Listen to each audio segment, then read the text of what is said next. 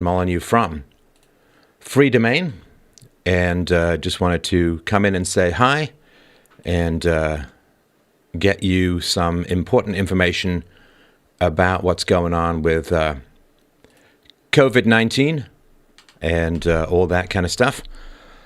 But of course, as usual, please let me know if I've got Boomer Echo Planet going on or if anything else is going odd in the sound situation. And sound is good, colors are great. Yeah, I've given up on vanity and I'm just going to have a good camera, no matter how spotty it makes me look. All right, sound is good, colors are great. Thank you very much. Let's get straight into it. What is going on in the land of COVID-19, coronavirus, the Kung Flu, whatever you want to, Corona-chan, whatever you want to call it. So let's start with, now remember, I'm not a doctor here. I'm just passing the information along. I will put sources to this in the video as a whole. The video notes as a whole. Okay, so this is useful COVID-19 advice from James Robb, who is one of the first molecular virologists in the world to work on coronaviruses. This is being circulated by NHS doctors, and this is important. So, one, no handshaking. Okay, that's kind of a gross habit that you think would have gone out with the Black Death. So no handshaking. Use a fist bump, a slight bow, elbow bump, etc. Use only your knuckle to touch light switches, elevator buttons, etc. Lift the gasoline dispenser with a paper towel or use a disposable glove. I'm a big one for, I call it the tent pregnancy, which is where you take a piece of your shirt, wear a baggy shirt, wear a piece of your shirt to open doors and so on. I've been doing that for years because, I mean, if you do this kind of work on a regular basis, then, of course, what happens is you end up with, you lose a lot of productivity if you get sick. So please try and keep this stuff away from all of this, these germs away from your system. Open doors with your closed fist or hip. Do not grasp the handle with your hand unless there is no other way to open the door, especially important on bathroom, post office / commercial doors. Okay, this is a basic thing that you need to get a hold of, and I shouldn't laugh because serious stuff. So if you go to the bathroom, there's like horrifying statistics on the number of people who don't wash their hands after they go to the bathroom. Now, those people, they've been holding their wee willy winkle, their twigs and berries or their snug harbor or whatever you want to call it, and then they go straight out and they grab the door handle, and there's just all kinds of horrifying stuff. Don't forget to wash your phones, your keyboard, all this kind of stuff, especially if you've got other people using stuff. So that's important as well. Use disinfectant wipes at the stores when they are available, including wiping the handle and child seat in grocery carts. Very important. Wash your hands with soap for 10 to 20 seconds. So this is a twinkle, twinkle, little star, that kind of stuff, right? Use a greater than 60% alcohol-based hand sanitizer whenever you return home from any activity that involves locations where other people have been. Keep a bottle of sanitizer available at each of your home's entrances and in your car for use after getting gas or touching other contaminated objects when you can't immediately wash your hands. If possible, cough or sneeze into a disposable tissue and discard. Use your elbow only if you have to, right? Do you know that kind of thing, right? The clothing on your elbow will contain infectious viruses that can be passed on for up to a week or more. In related news, please don't wear the same clothes for a week or more. Okay, stocking. 1, latex or nitrile latex disposable gloves for use when going shopping, using the gasoline pump, and all other outside activity when you come in contact with contaminated areas.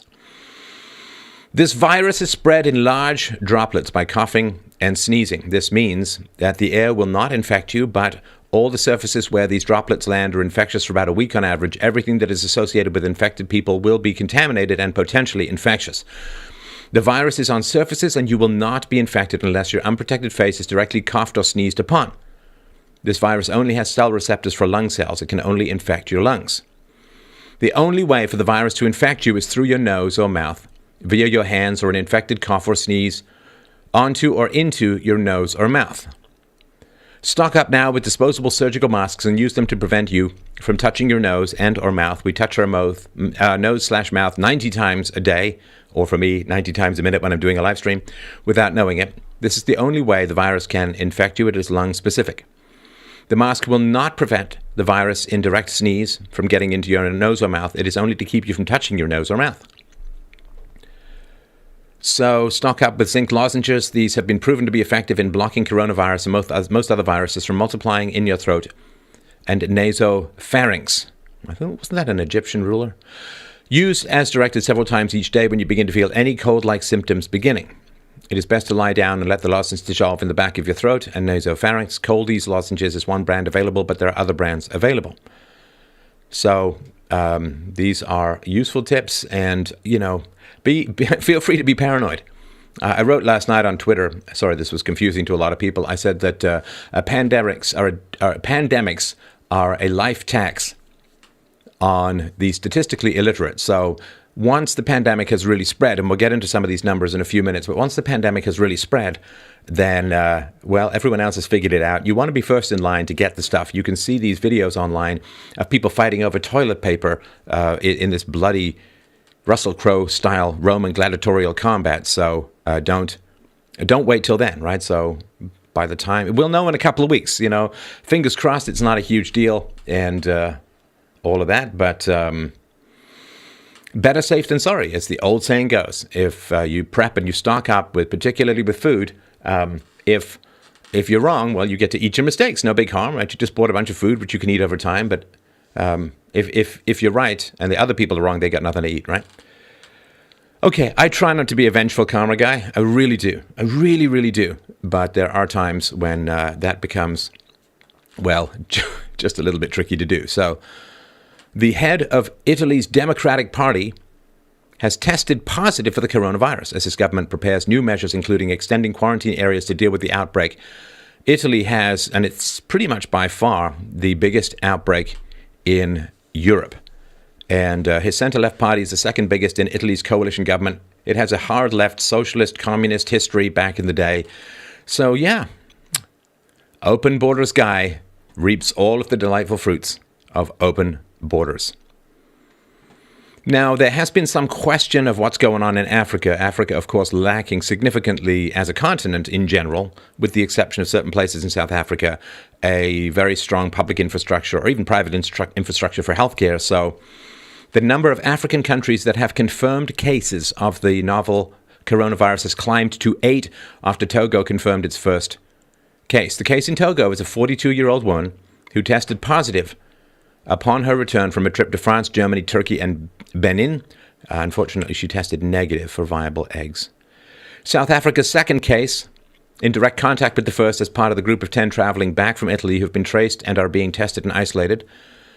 The government says South Africa is getting information out about the situation quickly. It helps a lot. So there's a confirmation of a second case 19 in South Africa.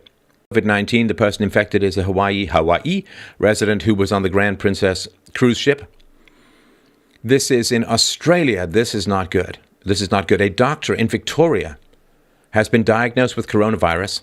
After returning from the US with flu-like symptoms, he treated patients for 5 days before his diagnosis and visited a nursing home, forcing more than 70 people into self-quarantine.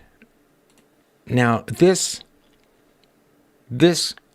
kind of crap should not be happening. This should not be happening at all. And, when you are in the situation where you have, flu-like symptoms during a pandemic of a very dangerous coronavirus, maybe take a couple days off from work. Maybe, just maybe, that would be kind of helpful. Now, this is as of yesterday, obviously a little bit higher now. Coronavirus cases have now passed 100,000 worldwide. More than half have now recovered.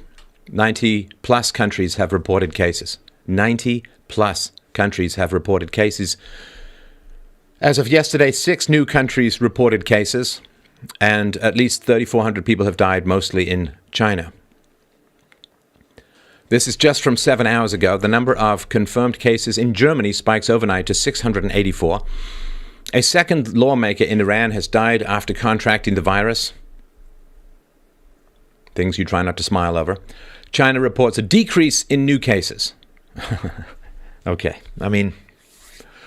so those of you who are trying to take the pulse of this virus, so to speak, you got to remember that not only are there strong political incentives in China to underreport, but also that as the healthcare system gets overwhelmed and as testing begins to become more challenging, you can't trust the numbers. I mean, you can't trust the numbers from a communist country anyway, but in particular now.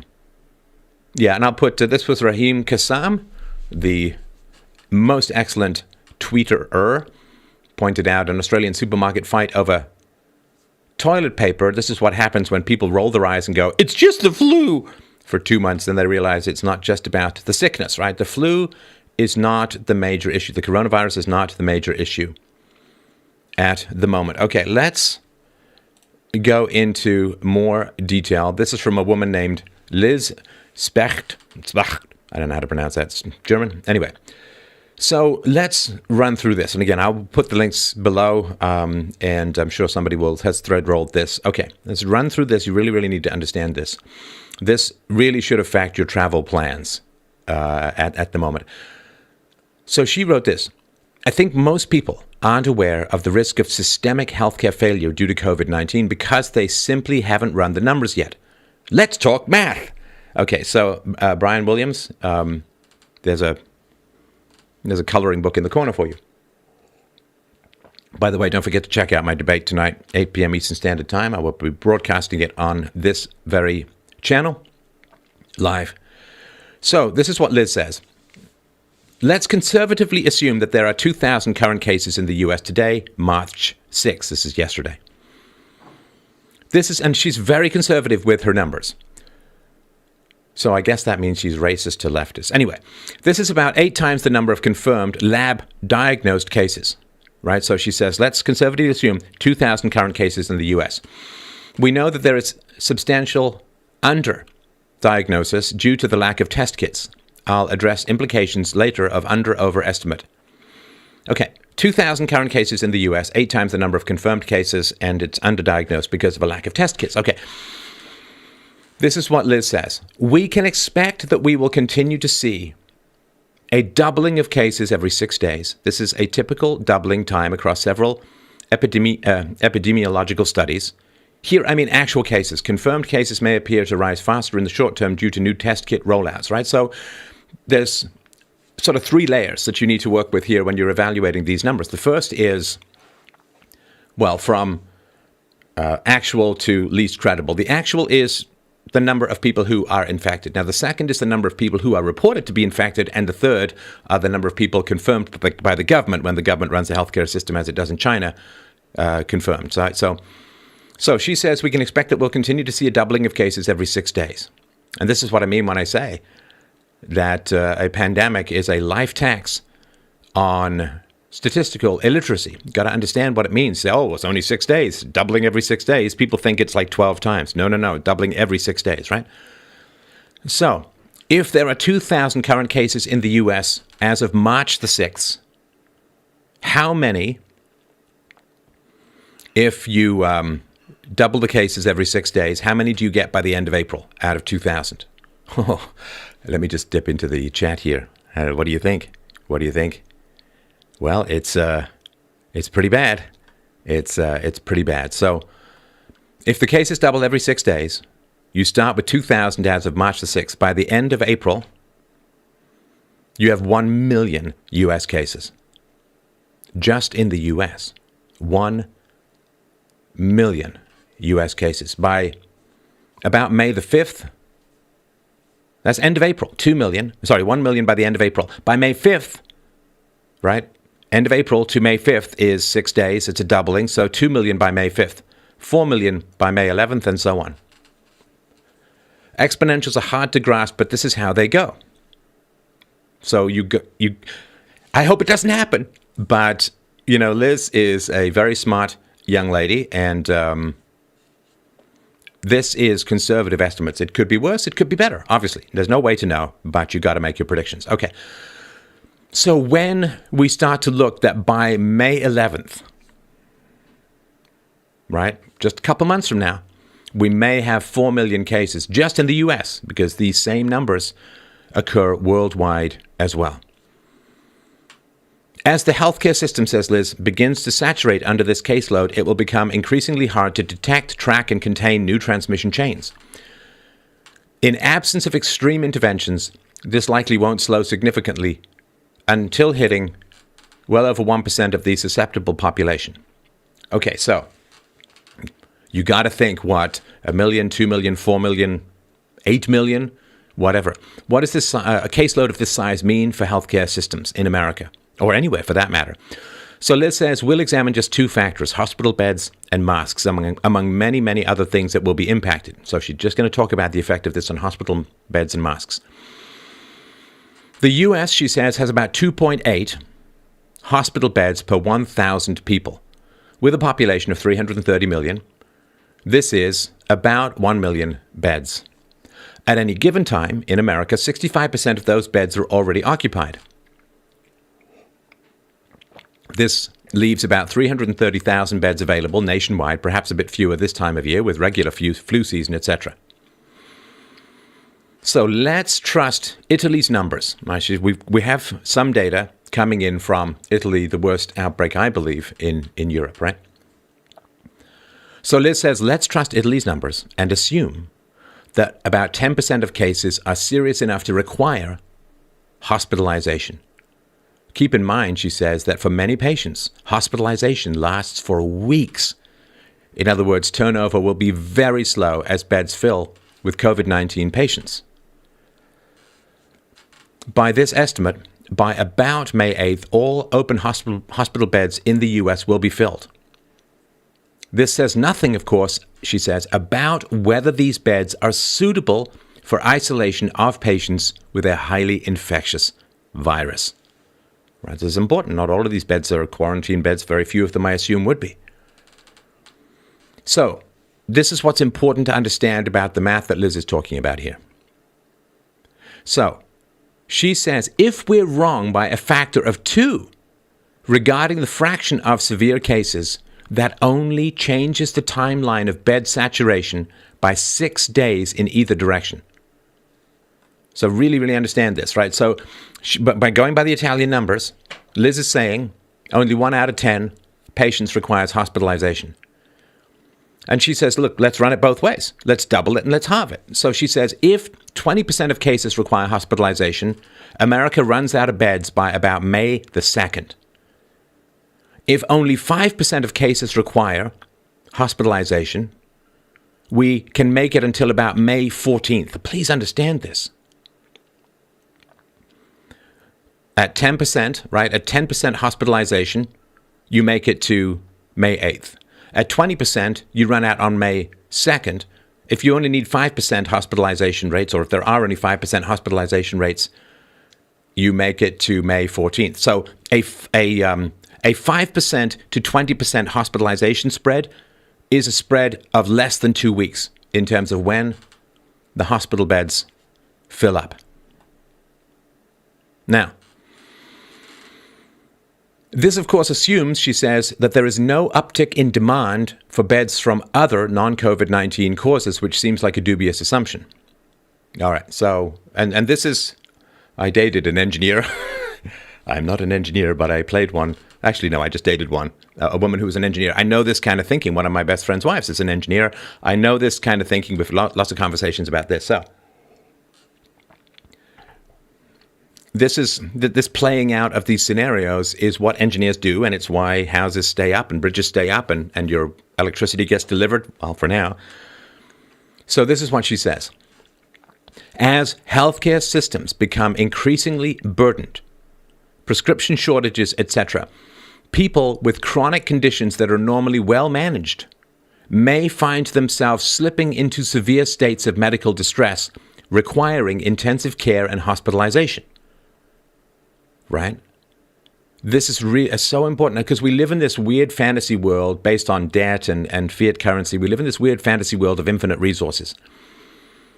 Resources are finite. Human desires are infinite. And I thought about this, like when I had cancer and I was taking my radiation and chemotherapy treatment. Can you imagine hopefully we'll only have to imagine it, but I'm sure this will be the case, that people who are requiring that kind of intensive care or treatment, what's going to happen when the hospital gets swallowed up with COVID-19 patients? What happens when people are getting very close management of diabetes or heart disease or liver disease or kidney disease or you name it. And what about all the people who were like, oh man, I got a weird lump, I better go to the doctor, right? So there's a push out effect, an eclipse effect, right? Like what happens to everyone else who needs the healthcare system when this bulge pushes everything else aside? I mean, just think of the people who need dialysis. What is going to happen to them in these situations? Okay, so she says, but let's ignore that for now. Now that's never a good thing when an engineer says, okay, there's a complete disastrous scenario, but let's ignore that for now. That's because there's something else, right? So she says, all right, so that's beds. Now masks. Feds say we have a national stockpile of 12 million N95 masks and 30 million surgical masks, which are not ideal, but better than nothing. So you say, wow, 12 million, 30 million, that's a lot. Well, it's not. It's really not. So she says there are about 18 million healthcare workers in the US. Let's assume only 6 million healthcare workers are working on any given day. This is likely an underestimate, as most people work most days of the week. But again, I'm playing conservative at every turn. As COVID-19 cases saturate virtually every state and country and county, which seems likely to happen any day now, it will soon be irresponsible for any healthcare worker to not wear a mask.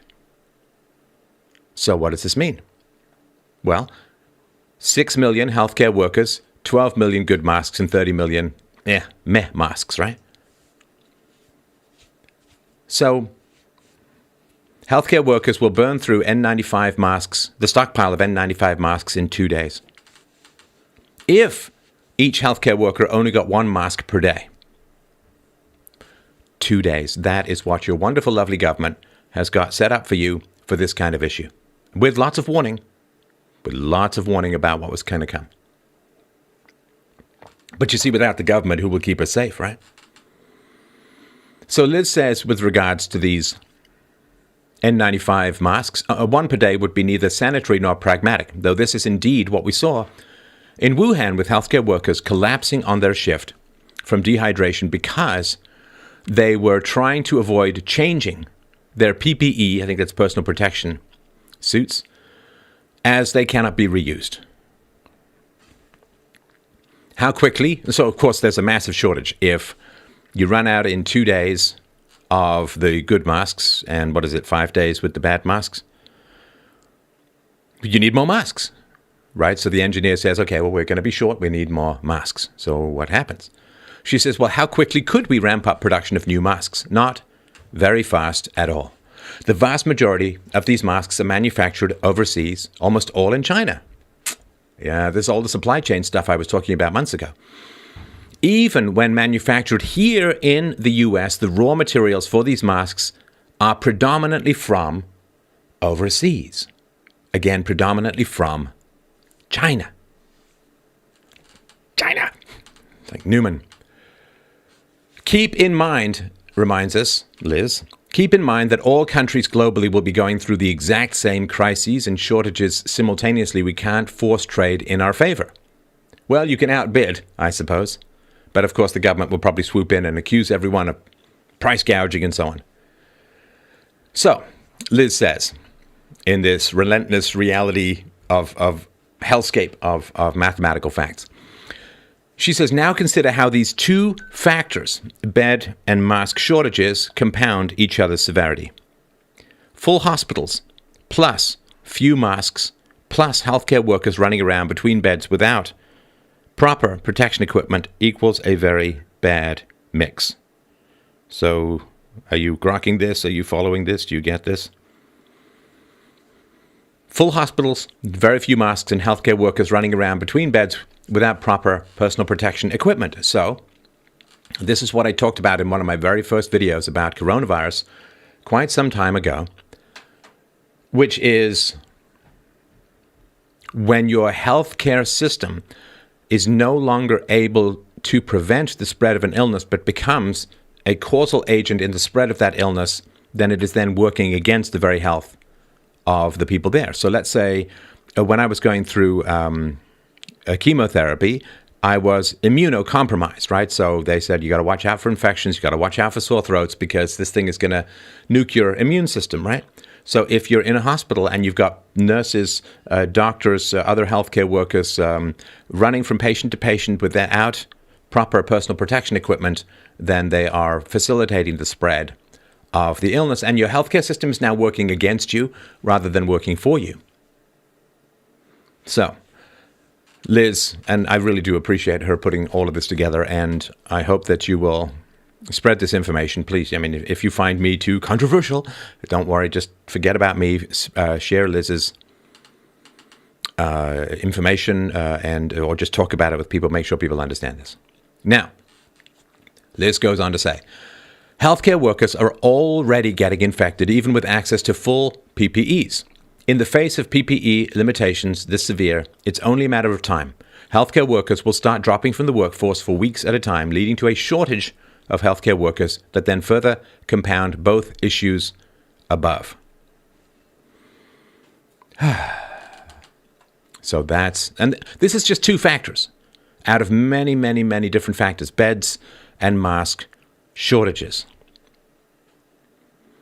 She then goes on to say, we could go on and on about thousands of factors, number of ventilators, or even simple things like saline drip bags. You see where this is going. She says, importantly, I cannot stress this enough, even if I'm wrong, even very wrong, about core assumptions like percentage of severe cases or current case number, it only changes the timeline by days or weeks. This is how exponential growth in an immunologically naive population works. Immunologically naive means no exposure to the prior viruses, like the indigenous population of North America, or Central America for that matter, when they met the Portuguese, the Spanish, and other people, the British, and the indigenous population did not have any immunity built up to smallpox. And that's wiped out in some places. I'm not obviously saying this is equivalent in terms of mortality rate, but it wiped out 90% of the natives. In most locations.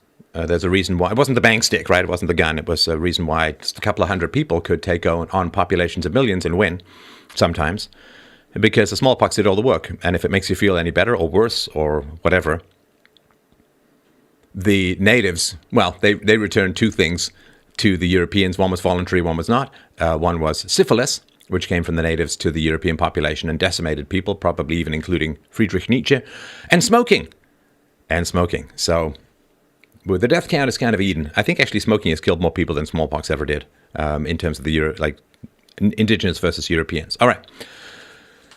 So understand exponential growth. Remember, even if it goes from 5% to 20% of people needing hospitalization, you only run out of hospital beds 12 days later at 20%. So she says, undeserved panic does no one any good, but neither does ill-informed complacency. It's wrong to assuage the public by saying only 2% will die. People aren't adequately grasping the national and global systemic burden wrought by the swift moving of a disease. She says, I'm an engineer. This is what my mind does all day. I run back-of-the-envelope calculations to try and estimate order of magnitude impacts. I've been on high alarm about this disease since about January the 19th after reading clinical indicators in the first papers emerging from Wuhan. Nothing in the last 6 weeks have dampened my alarm in the slightest, she says. To the contrary, we're seeing abject refusal of many countries to adequately respond or prepare. Of course, some of these estimates will be wrong, even substantially wrong, but I have no reason, she says, to think they'll be orders of magnitude wrong. Even if your personal risk of death is very, very low, don't mock decisions like canceling events or closing workplaces as undue, quote, panic. These measures, she says, are the bare minimum we should be doing to try to shift the peak, to slow the rise in cases so that the healthcare systems are less overwhelmed. Each day that we can delay an extra case is a big win for the healthcare system. And yes, you really should prepare to buckle down for a bit, she says. All services and supply chains will be impacted. Why risk the stress of being ill-prepared? Worst case, she says, I'm massively wrong, and you now have a huge bag of rice and black beans to burn through over the next few months and enough Robitussin to trip out. She says, one more thought. You've probably seen multiple respected epidemiologists have estimated that 20 to 70% of the world will be infected within the next year. If you use 6-day doubling rate I mentioned above, we land at about 2 to 6 billion people infected by sometime in July of this year. Yeah, I need glasses to see that's a hyphen, not a period. Okay. So if you use a 6-day doubling rate I mentioned above, we land at approximately 2 to 6 billion people infected by sometime in July of this year. She says, obviously, I think the doubling time will start to slow once a sizable fraction of the population has been infected simply because of herd immunity and a smaller susceptible population. Now, of course, the issue as well is that there is a reinfection possibility. If I remember rightly, the number was about 14% of people who could get reinfected. So this is some very, very serious stuff. And you need to get this information out to people. You know, I love you guys so much that I will stay up half the night and read and compile and present this information to ensure that you and your family and your friends and your children are as safe as humanly possible. So let's find out. Now, here's another thing, too. I mean, I don't know what the percentage is, but I think in the West, most women give birth in a hospital.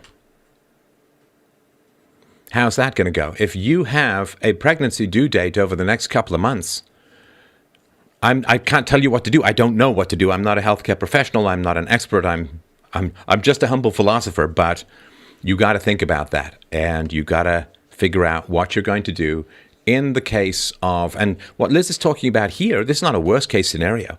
Like, well, let's make it as she's very conservative with the numbers, but with exponential growth, it doesn't matter.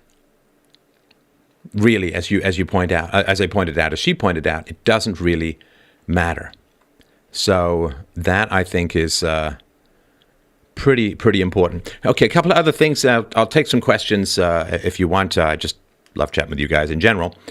But the Princess Cruise, comes from Tommy Lauren. This is from March the 5th, so 2 days ago. A Princess Cruise impacted by coronavirus will dock offshore San Francisco, as if that city needed any more problems. Once that spreads through the homeless community, it will be uncontrollable.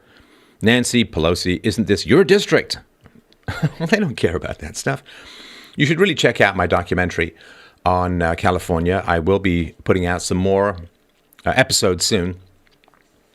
But you can go to freedomain.com/documentary, and you can get that information. It's called Sunset in the Golden State. You can also find it, of course, on YouTube. Let me just make sure it's that documentary. Documentaries, sorry. Yeah, freedomain.com/documentaries. And you can just scroll down. There's Fight for Freedom, which is my Hong Kong documentary. Guess I was kind of lucky to get out there. There's Sunset in the Golden State and 100-Year March, a Philosopher in Poland, and I will aim to get some more of those documentaries done this year. But of course, it looks like travel might be at a wee bit of a minimum these days. So let's just do one or two more, and then I will take some questions. I appreciate you guys dropping by. So this woman, and this got 320,000 likes. So this is from March the 2nd, but this is important because it's probably even worse now. So this woman, she calls herself Sketchy Lady. She says, I live in Seattle. I have all the symptoms of COVID-19 and have a history of chronic bronchitis. Since I work in a physical therapy clinic with many patients 65 and older and those who have chronic illnesses, I decided to be responsible and go to get tested. This is how that went. She says, I called the Corona hotline, was on hold for 40 minutes and gave up. So I looked at the CDC, Center for Disease Control, and Washington Public Health websites. They told me to see a primary care doctor, but there's no information about testing. So she says, I called 2 primary care doctors. One told me they don't know where to get testing and that I should not go to seek out testing. The other one told me to go to an urgent care or emergency room. I called the urgent care. They also had no idea where tests are, but told me to call the hospital. I called the hospital, she said. They do not have tests, but transferred me to the COVID-19 hotline to answer any questions. Since I was transferred on a medical provider line, I actually got through. Progress! The lady with the hotline was very kind and professional and understood my concern about my own health and those at my clinic, which is currently being sanitized. However, I was told I do not qualify for testing, and I was not given a timeline or information on current resources. So, who does qualify? Well, those who have been out of the country in the last 14 days, and those who have had contact with one of the few people who have been tested and come up positive. That's it. She says the only way I can get treated is if my symptoms get so bad I develop pneumonia or bronchitis, which is very likely in my case. Then I'll be in the ER and quarantined for several days while waiting for a test and for the results to come back. She says this is all incredibly frustrating because I am trying to do everything right in a system that punishes moments of, quote, weakness, like taking days off. It's also scary to know that I won't be able to get help until I need life support. To sum up, this is not contained. No one knows what the F is happening. I can't work. Wash your effing hands. And then she says, RF, didn't realize there was a hashtag just for little old me. Check out the above thread, hashtag coronavirus, Seattle. And then she, on the next day, March 3rd, she said, since this is getting attention, COVID-19 hotline, 1-800-525-0127. That's 1-800-525-0127. Don't call, she says, unless you are experiencing all symptoms or have been exposed to a case. Leave the lines open to people who need it the most. Any other questions can be answered on the CDC, World Health Organization, or Washington Public Health sites. So someone else wrote, so my experience today was similar. I'm sick. I was all over Kirkland on the 15th. My doctor has no info on testing. PSCO Health Department kept transferring me to emergency COVID-19 hotline, and each time they hung up on me. And it's crazy. Somebody says, Anne Maxwell says, we have hospital drive-bys in Scotland where suitable, protected and trained medical staff take a swab from your mouth and throat via your car window to enable safe and speedy testing. This is wild. And of course, people are blaming the Trump administration and so on. I think was it John Bolton who got rid of the pandemic response team and all that. So, and it's all government people that she's calling, right? So, yeah, that is the reality of what's going on with that kind of testing. All right. Let me just see if I had anything else to mention. Oh, yes. This is from February 29th, probably the most, because 1 in 11 patients goes in ICU, intensive care unit. So that's the latest. I'm interested in this kind of format rather than a full presentation because it takes less time to put together. Hi, everyone. 5,000 people dropping by to say hello. So please throw some information in the chat window. Let's keep this confined as best as we can to coronavirus. Please throw things in the chat. While I'm sort of waiting for those questions to come in, I wanted to talk about how did I know, right? It's magic. Like how does philosophy help you with these kinds of things? Well, so there's a couple of reasons why. I mean, I've been doing this show, for those of you who are new, hi. I've been doing this show for, I think it's over 15 years now. And if you look back at my history of videos, I covered Ebola, I covered a whole bunch of other outbreaks, and was always like, not a big deal, not a huge deal. Bad for those involved, but it's not going to go wide. So how is it that I knew that this was the big one, that this was the one we were going to have to take enormously seriously, and how is it that I gave my listeners advance warning of the months about all of this? Well, life's funny coincidences. So, of course, as you know, I was in Hong Kong last fall doing a documentary wherein I interviewed the founder of their constitution, the guy who wrote their basic law. I interviewed politicians. I interviewed people on the street. I joined a protest march and went down and got tear gas straight into the face. And it was really quite dramatic and exciting, but I learned quite a bit about the Chinese culture. And I did a whole history lesson on how Hong Kong came to be, the Opium Wars and so on, and nothing has really changed in terms of the fundamental culture. So the cover-up culture in China is enormously high. I mean, one of the reasons why Hong Kong was created was because when the British attacked the Chinese harbors and the Chinese Navy, all of the local mandarins refused to tell the emperor how bad things were because there was such a shoot the messenger situation that it just was terrible. It was terrible for trying to get this kind of information across. So that I understood.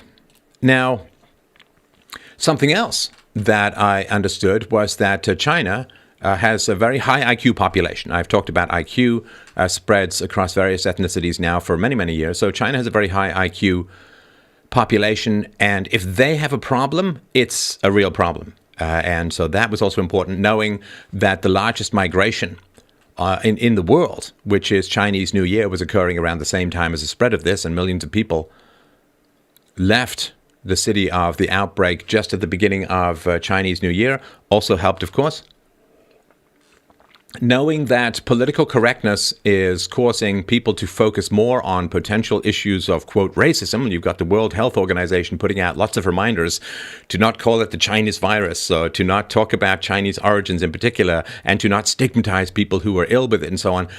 And so this political correctness, which was around when I started the show, but has now gone, well, I guess really viral, also meant that basically sensible precautions to control the spread of this disease weren't going to be put into place, except in cultures and countries where anti-communism and a lack of political correctness allows them to make substantially decisive decisions without getting nagged at by this hysterical leftist press and so on. So you get places like South Korea, which are doing very smart and dedicated and detailed things to control the spread of this virus.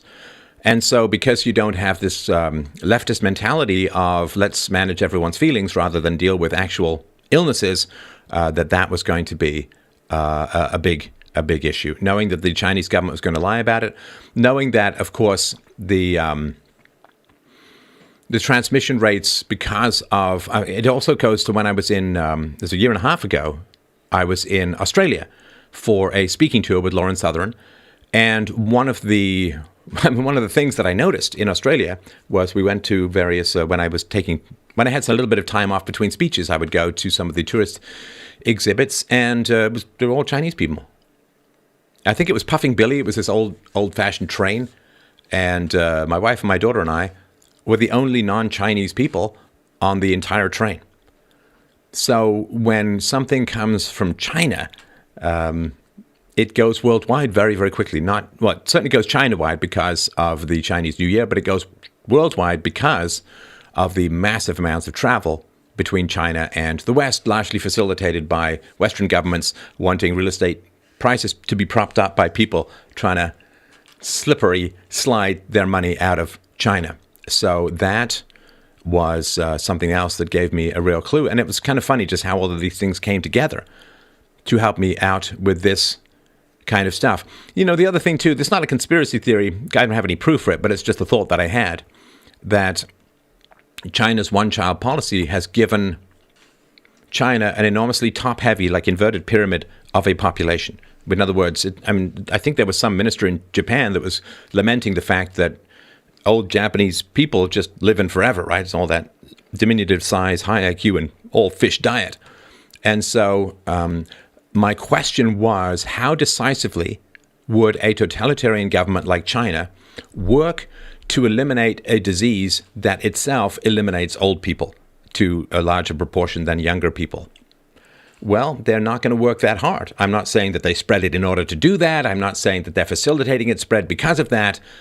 But fighting something like this requires an extraordinary amount of extremely decisive, powerful, and often highly offensive willpower. And China just doesn't have the tax or demographic motives to contain this as much as it should. Now, we can see this, of course. Let me just look up a little website here. Sorry, I said I would get you a question. There's just something else that I wanted to add about this, which is that there are leftists in the mainstream media that are talking about how coronavirus has an upside, which it tends to eliminate old people who themselves are climate change deniers, according to the left, right? Let me just bring this up on the fly. And let's just see here. I just want to see if this just came out the last day or so.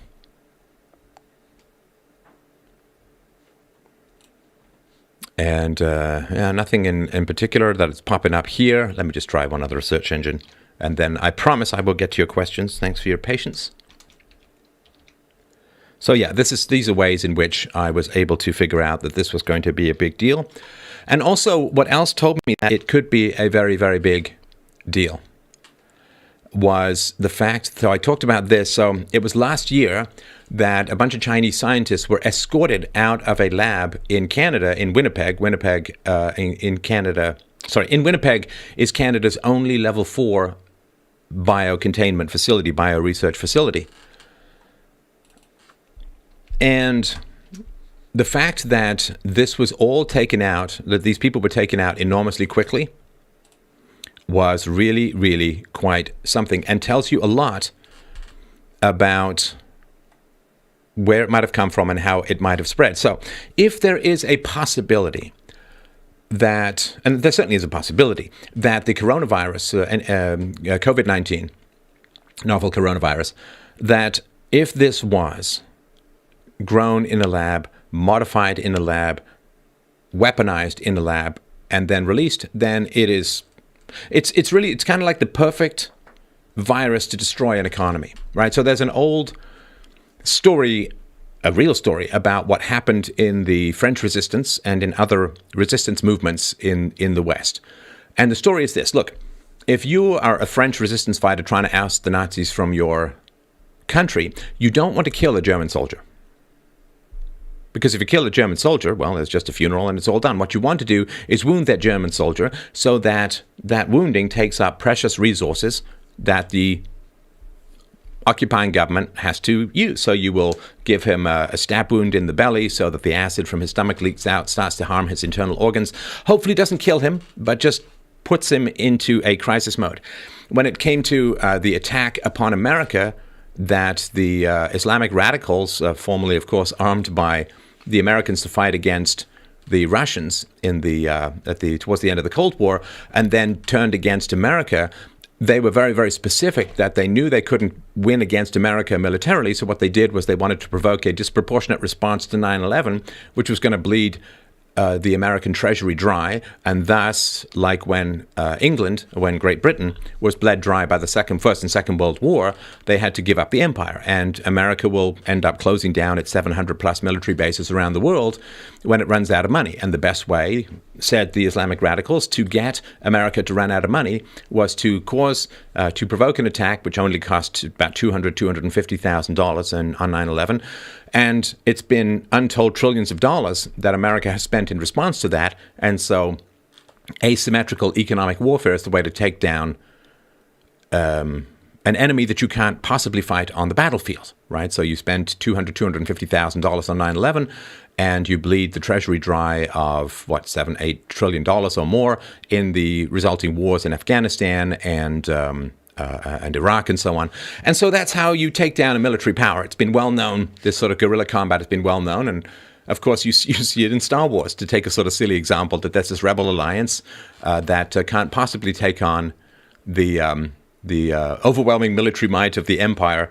So they have to kind of do this subterfuge stuff and these desperate ploys of, get the photon torpedo through the ray shield into the blast hole of the Death Star and so on. So you've got to do these kind of crazy moves. There's a lot of espionage. There's a lot of subterfuge. And so if there was a weapon that you wanted to unleash to harm other people's economy, you couldn't do better than this kind of weapon, because it is going to cause huge problems in supply chains. It's going to overwhelm and swamp the healthcare system, and you're going to have to spend an enormous amount of money. And so if there was a virus that was in Canada, which then ended up in China, and this is why these people were kicked out of the lab, their computers were sealed and so on, and also why you haven't heard anything about this since, and why they also referred to it, the RCMP, as an administrative matter. So that's nonsense, right? So this is another reason why I had some suspicion. Okay, I found this. All right, so this is from the Times UK. And this is the lovely and empathetic Ed Conway. And this came out 2 days ago. He said, don't take this the wrong way, but if you were a young hardline environmentalist looking for the ultimate weapon against climate change, you could hardly design anything better than coronavirus. Unlike most other diseases, it kills mostly the old, he said, who, let's face it, are more likely to be climate skeptics. It spares the young. Most of all, it stymies the forces that have been generating greenhouse gases for decades, deadly enough to terrify, containable enough that aggressive quarantine measures can prevent it from spreading. The rational response for any country determined to prevent the loss of life is to follow China's lead and lock down their economy to stem its spread, airlines canceling flights, blah, blah, blah. Okay, so the rest of it's behind a paywall, and I'm not giving money to these psychos, and I strongly suggest you don't either. So... now, this, of course, there have been reports that this is satirical, and so, we'll see. He said, this is satirical, check his account. And so you can determine whether or not this is real or not. So maybe it's satirical, but I've certainly seen a lot of posts along these lines, and there is a certain amount of joy at this stuff. And, frankly, I wouldn't want to be working for an airline these days. So whether this is true or not, remains to be seen. People claim that it's satirical. We shall see. But all right. So thanks for that.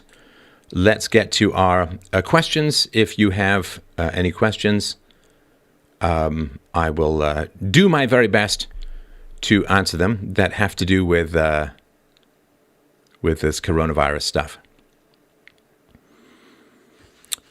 Atmospheric CO2 is dangerously low. Increase your carbon footprint ASAP. Yeah. Well, so of course, gosh, I mean, it's a little north of 400 parts per million, if I remember rightly, CO2.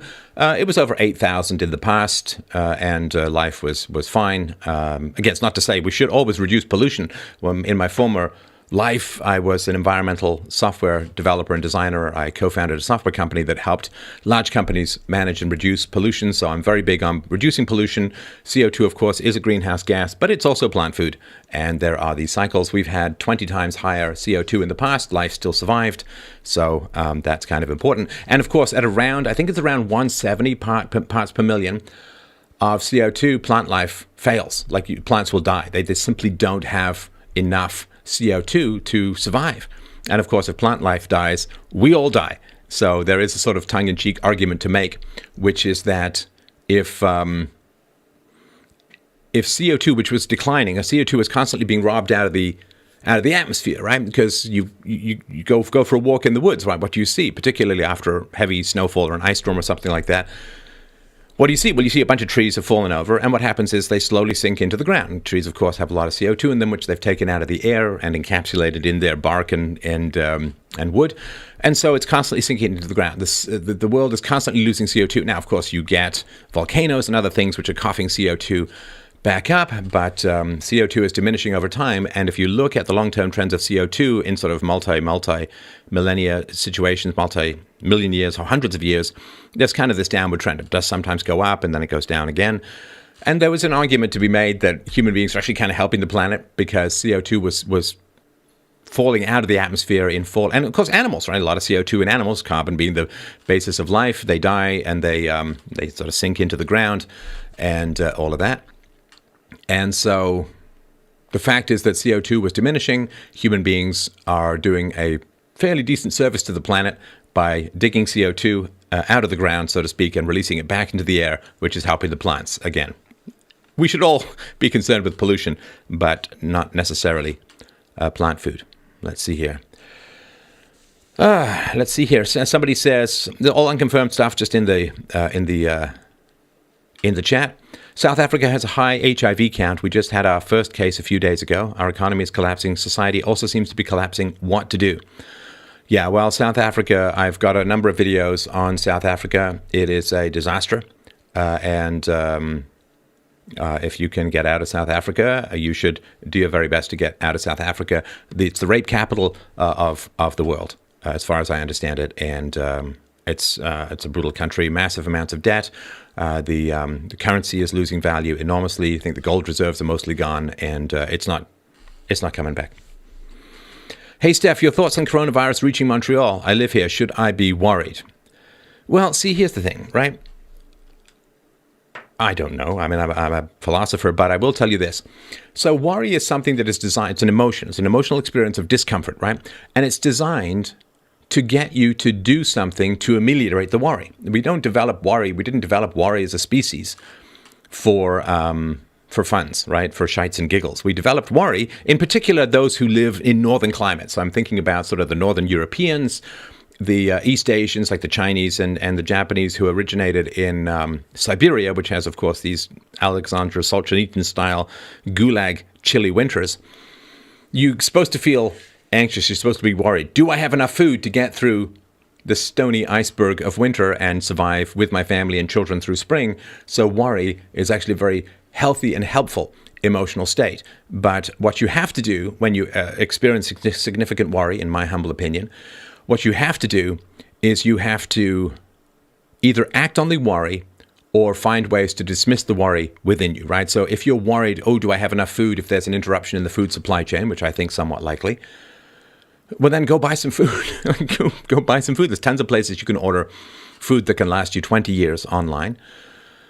And go buy some food and feel better. Or if you are going too far in the worry side, like there is obsessive compulsive disorder and there's germophobia and there's ways in agoraphobia, fear of going outside and so on, which are all the people who are probably going to survive. We're going to see a massive genetic increase in these things.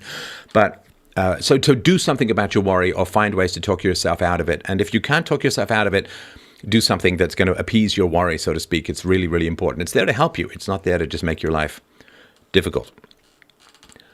All right. Let's see here. Yeah, okay. Iran and China, I mean, Iran has a large number of cases. They've lost some senior government people. And so Iran and its relationship to China, you know, all of these nasty countries, I mean, Iran being a theocratic dictatorship of the Islamic side and China being a dictatorship of the communist side, there's a lot that they have in common, which is why these sort of the Green-Red Alliance is very strong, environmentalists plus communists, because environmentalists have dictatorial streaks based upon the emergency disaster scenarios they spin out in their lurid end-of-the-world revelation-style fantasies, and why the left doesn't criticize Islamic dictatorships, Islamic theocratic dictatorships, because, you know, oppressive people have a lot in common, and they're all allied against us who just want to live and be free. And so China and Iran have had a lot of contact and have worked together. And who knows, maybe there was some way that the virus, maybe it went from Canada to China to Iran. Maybe it was from a Chinese bat, which I don't think is the case, but maybe it went from a Chinese bat to Chinese people to Iran through shared knowledge of weaponry. Who knows, right? Who knows? But it's not good. And these kinds of situations, I'll just tell you, like sort of big picture stuff, this is, I guess, what the head of Intel used to call a strategic inflection point. And what that means, this is when like an unstoppable force is hitting an immovable object. The same thing happened with the Black Death in Europe. The Black Death in Europe laid the foundation for the modern world because it killed a lot of people who weren't careful. It kills lower IQ people in general. It killed a lot of people, and thus the remaining people who were alive were able to negotiate with their local lords for much freer situations, much better working conditions. It broke the power of the medieval guilds. It broke the power of the monarchy. It broke the death grip of religious extremism on the mind of Europe and really laid the foundations for the modern world. It'd be great. It would be great if people learn through reason and evidence. Sometimes they just need to learn through bitter experience. So this is a situation where very few countries in the world will end up the same after this, the progress of this. And I believe, of course, coronavirus, COVID-19 is going to end up as just a permanent fixture in the human landscape. And it's funny, too, like I tweeted this, and bitter funny stuff, right? 2 tweets from yesterday. One was, I've been deplatformed. I'm a strong anti-communist, and I've been deplatformed by communists from public speaking with death and bomb threats and threats of violence against those who host me coming to speak. So there's a lot of violence in that faces me when I try to go to speak out, as I do sometimes, against communism and socialism as well, which is just, you know, like socialism is to communism as pre-diabetes is to diabetes or a bullet flying through the areas before its impact in your skull. But so communists deplatformed me. Now a communist government is kind of deplatforming everyone because all of these events are being cancelled.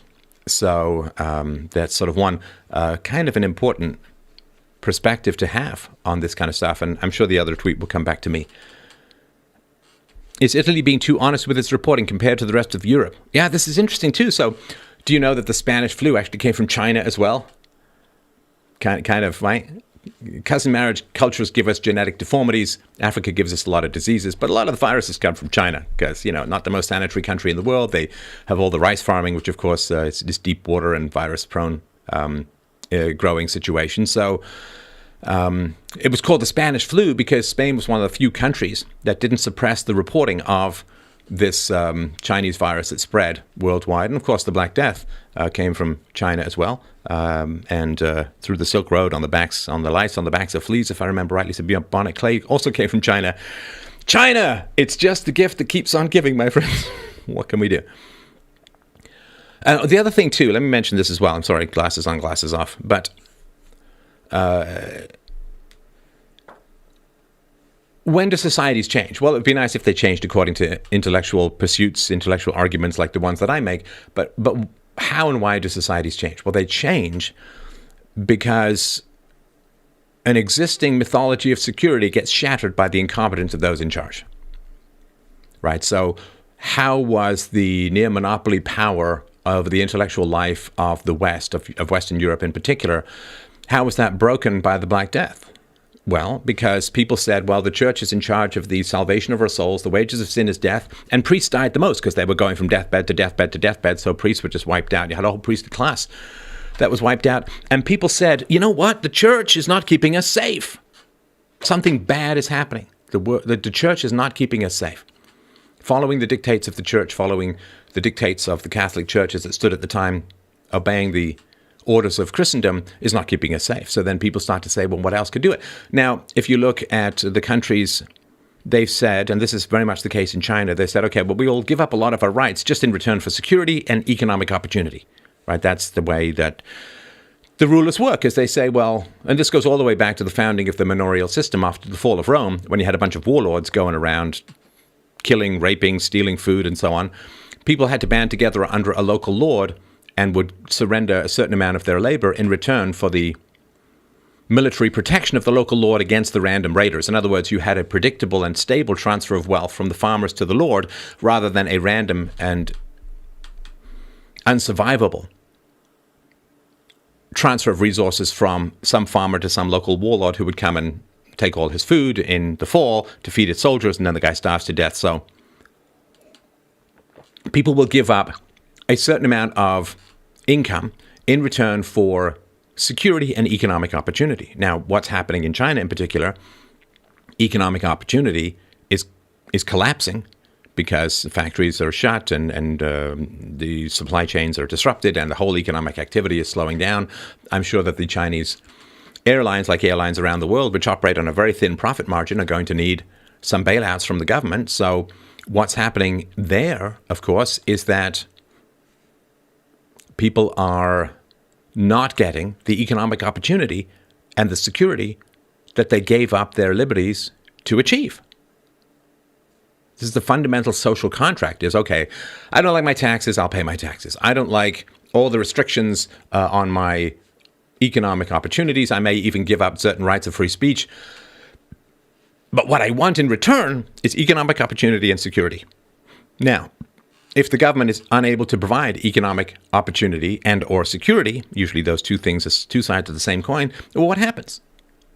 Well, people no longer accept the loss of their freedoms, right? If you give up your freedoms for making money and stability and you don't get those freedoms and you don't get the security, well, things change, and they can change very, very rapidly. This is a world-changing event. This is not, of course, limited to China. This is not limited to coronavirus. This is not, it is a worldwide change event, which is why I've been talking about it so much. All right, let's get to another couple of questions. I appreciate everyone's interest and intent at the moment here. All right. Let's see here.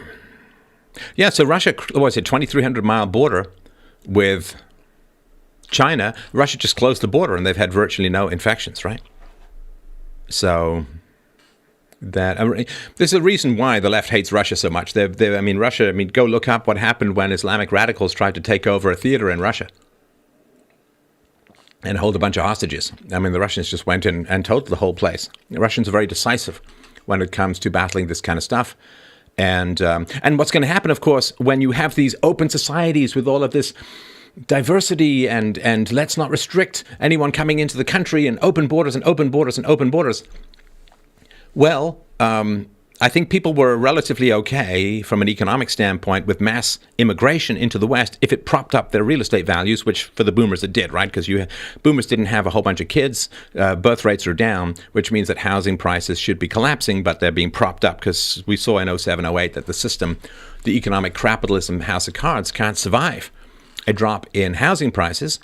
And so people were relatively okay with open borders when it was propping up the value of their real estate, and also from the economic management class, right, from the highfalutin robber baron capitalists, which is not free market or capitalism, but crony capitalism.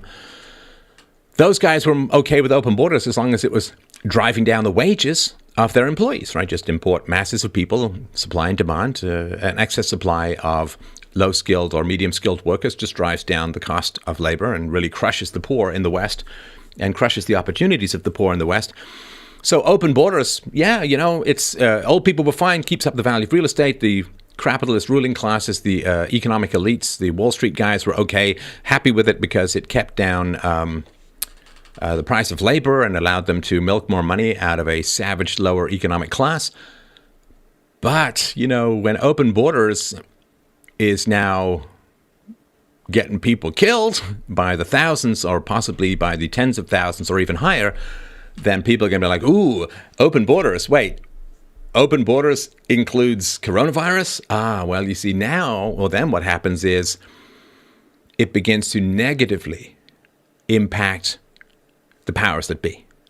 Right. So before, they're fine with it. You get to buy the votes of the boomers by propping up the real estate values. You get to buy the votes of Wall Street by driving down the wages of workers. And most people can't follow these breadcrumbs of cause and effect. So they're just like, yeah, well, we're just going to call anybody who wants closed borders to be a racist, anybody who wants a diminution of mass migration to be a racist. And, but when it actually starts to hit people in the reals rather than the feels, then you'll find them changing their perspectives and opinions very, very quickly. So, yeah, this is a big change.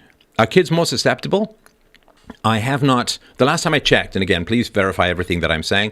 The last I had checked, there had not been young victims. I'm sure they've gotten sick, but I don't think any young people have died about all of this.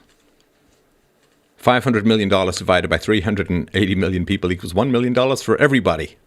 I don't think it's 380, but anyway, it's. I did a whole video on this. All right. So you have countries like Russia that are authoritarian, and they're able to close their borders. They're able to, in China at the moment, there are reports that you got to scan your phone to get places. They're actually tracking people, and it's very authoritarian, and it's pretty negative in a lot of ways.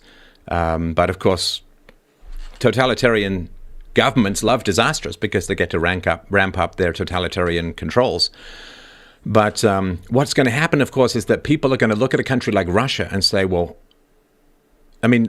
Americans have been desperate to close the southern border, the border with Mexico, for decades, long before Ann Coulter wrote her book, Adios America. I interviewed a guy in California who was part of a militia group that was trying to close the border back in the day. So Americans have been absolutely desperate to close the southern border with Mexico for decades.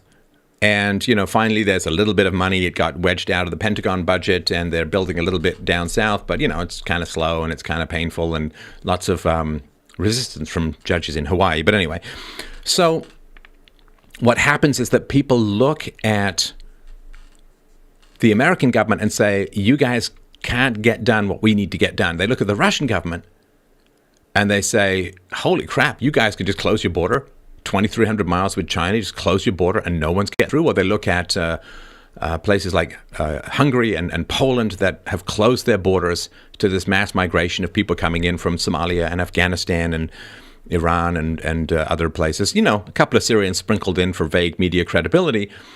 But they look at the paralysis, bipartisan paralysis or multi-partisan paralysis of modern death spiral democracy, and they say, well, this inclusion, this everybody gets consulted, now nothing can get done, and people are dying. And so that's when they run to a strong man or a strong woman, usually a strong man, and try and get things done that will save their lives that way. Okay, let's do a couple more questions. Again, wonderful to meet all you new people. Thank you so much for dropping by. Let's see here. Yeah, antibiotics don't do anything against viruses, never have. That is correct. But of course, if your virus has weakened your immune system, antibiotics can work, as far as I understand it, against the secondary infections that come about. The huge Mater Hospital in Brisbane, I know how to say that because I was there. The huge Mater Hospital in Brisbane, Queensland, Australia, has just been quarantined due to high staff infection yesterday. I live just outside Brisbane. Let's see here. I work as a bartender. Oh, I just lost that one. I work as a bartender at a popular destination in Denver, Colorado. When do you think I would be able to go to work? Well, I don't know.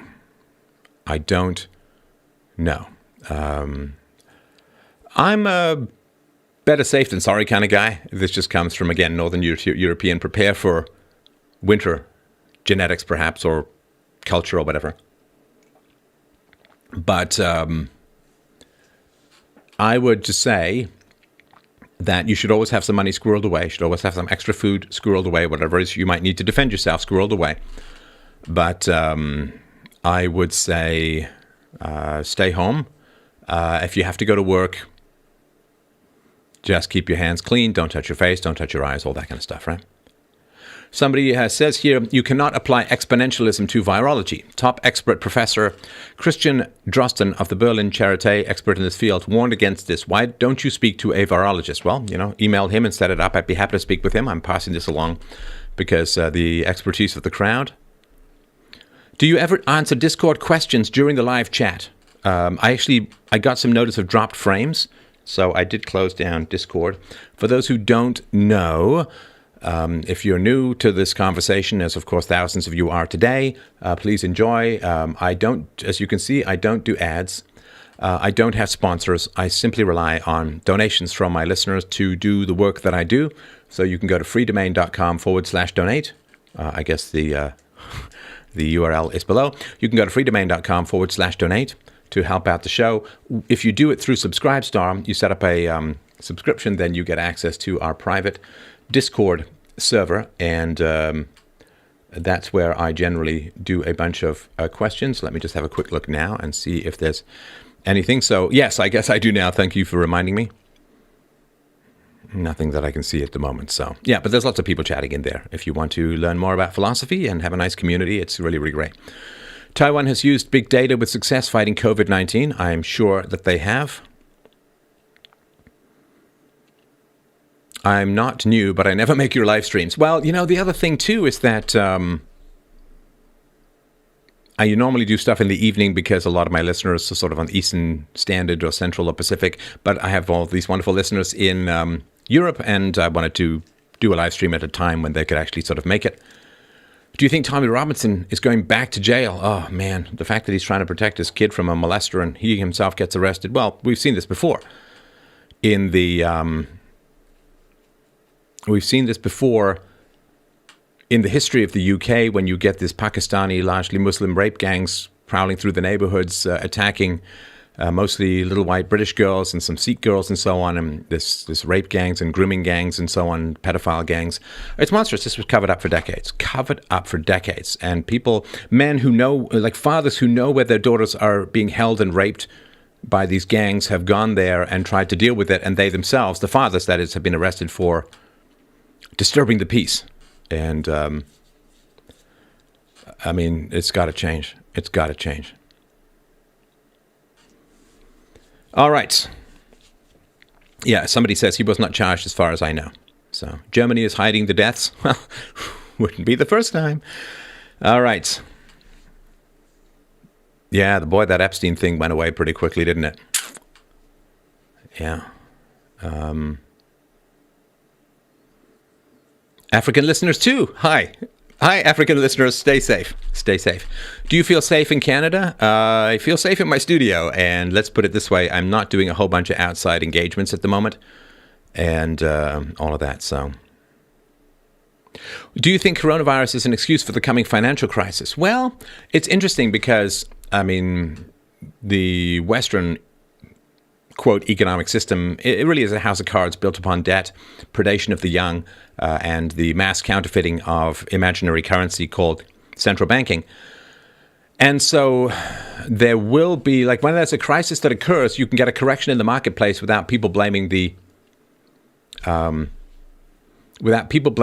current rulers, because the current rulers have a scapegoat called, well, there's a correction in the market because of coronavirus. So they will definitely use that as an excuse and so on, right?